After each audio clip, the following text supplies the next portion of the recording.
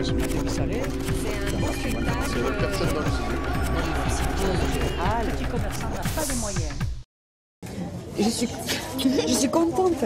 Je pleure, mais je suis contente. Comme vous le voyez, je suis très très émue. Je me sens fatiguée, soulagée, émue, heureuse. En plus, il m'a reconnue.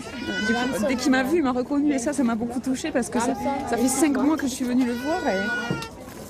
Comme Joël, 105 parents, un seul par famille, a pu faire le voyage en Haïti.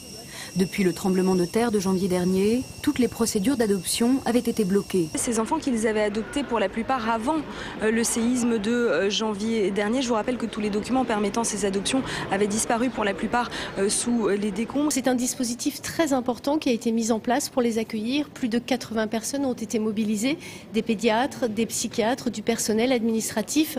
Le but de ce dispositif, c'est de créer une sorte de sas pour ces enfants.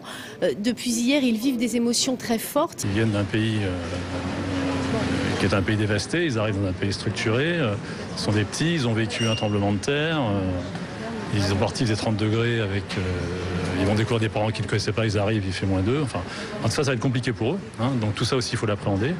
Et donc notre rôle, ça va être aussi de donner des conseils aux parents dans ce sens. Symboliquement pour les familles, je crois que les enfants soient là à Noël, c'est formidable. Aujourd'hui, on est à notre joie de les voir arriver et on va être extrêmement vigilants, je parle des membres du collectif et des gens qui sont impliqués dans ce combat-là, pour s'assurer que le dernier enfant arrivera.